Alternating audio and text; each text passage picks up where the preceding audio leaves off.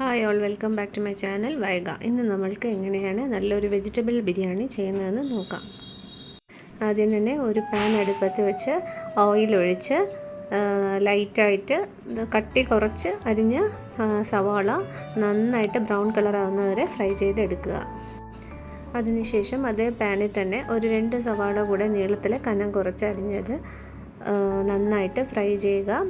ഒരല്പം ഉപ്പും ഷാഹി ജീര 1 സ്പൂണ്, പച്ചമുളക് ഇത്രയും ചേർത്ത് നന്നായിട്ട് വഴറ്റുക.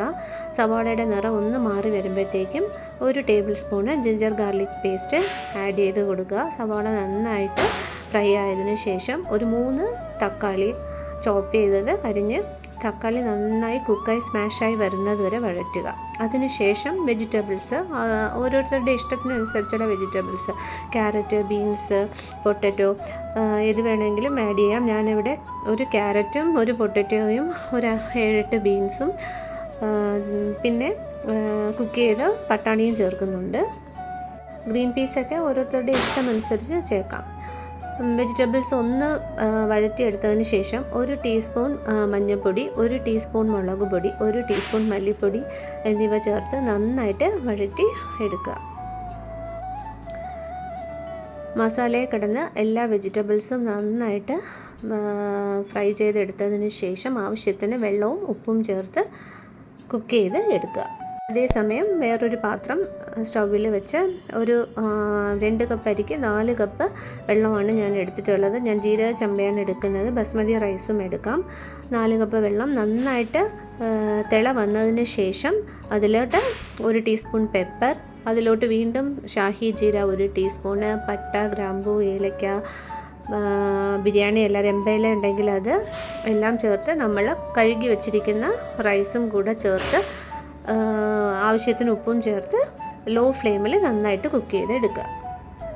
റൈസ് പാതി കുക്ക് ചെയ്താൽ മതി. ഇതേ സമയം നമ്മുടെ വെജിറ്റബിൾസ് എല്ലാം വെന്തിട്ടുണ്ടാവും. അതിലോട്ട് 1 ടേബിൾ സ്പൂണ് തൈര് കൂടെ ചേർത്ത് നന്നായിട്ട് മിക്സ് ചെയ്ത് കുക്ക് ചെയ്തെടുക്കുക. ഈ സമയം ഗ്രീൻ പീസിൻ്റെ വേഗം അനുസരിച്ച് ഞാനിത് സെപ്പറേറ്റ് കുക്ക് ചെയ്തെടുത്ത പീസാണ് അതിലോട്ട് ചേർത്ത് നന്നായിട്ട് കുക്ക് ചെയ്യുക. വെജിറ്റബിൾസ് എല്ലാം വെന്തിട്ടുണ്ടോ എന്ന് ചെക്ക് ചെയ്യുക. വെജിറ്റബിൾസ് എല്ലാം വെന്തിട്ടുണ്ട് എങ്കിൽ അടുത്ത് നമുക്ക് ഇതിലോട്ട് 1 ടീസ്പൂണ് ഗരം മസാല കൂടെ ആഡ് ചെയ്ത് വെജിറ്റബിൾസ് എല്ലാം നന്നായിട്ട് മിക്സ് ചെയ്ത് എടുക്കുക. ഇതിൻ്റെ കൂടെ തന്നെ 1 പിടി മല്ലിയില അരിഞ്ഞതും കൂടെ ചേർത്ത് നന്നായിട്ട് വഴറ്റിയെടുക്കുക.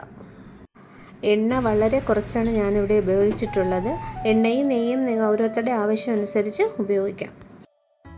അപ്പം നമ്മുടെ ചോറും നമ്മുടെ വെജിറ്റബിൾസും എല്ലാം റെഡിയായി കഴിഞ്ഞു. ഇനി ചോറ് കുക്ക് ചെയ്ത് അതേ പാത്രത്തിൽ തന്നെ 1 ലെയർ ചോറിടുക. നമ്മൾ കുക്ക് ചെയ്ത് വെച്ചിരിക്കുന്ന വെജിറ്റബിൾസ് ഇടുക. വീണ്ടും അടുത്ത ലെയർ ചോറിടുക. അടുത്ത ലെയർ വെജിറ്റബിൾസ്, മല്ലിയില, പുതിന ഇല ഉണ്ടെങ്കിൽ അതും ചോപ്പ് ചെയ്തിടുക. അങ്ങനെ ലെയറായിട്ട് ഇട്ടതിന് ശേഷം ചോറ് പാതി വേഗിലാണ് എടുത്തിട്ടുള്ളത്. അതുകൊണ്ട് നമ്മൾ കല്ല് വെച്ച് അതിൻ്റെ മുകളിൽ ഈ പാത്രം വെച്ച് ദം ഇട്ടാൽ ബാക്കി കുക്ക് ചെയ്യുന്നത്. മുകളിൽ മല്ലിയില ചോപ്പ് ചെയ്തത് ഇടുക. നമ്മൾ ആദ്യം ഫ്രൈ ചെയ്ത ഒനിയൻസ് ആഡ് ചെയ്യുക. ഇപ്പോഴാണ് ഒരല്പം നെയ്യ് മുകളിൽ ഒഴിച്ച് കൊടുക്കുന്നത്. പിന്നെ നട്ട്സും റൈസിൻസും ഗീയിൽ ഫ്രൈ ചെയ്ത് അതും കൂടെ മുകളിൽ ആഡ് ചെയ്ത് കൊടുക്കുക. നമ്മുടെ വെജിറ്റബിൾ ബിരിയാണി റെഡി.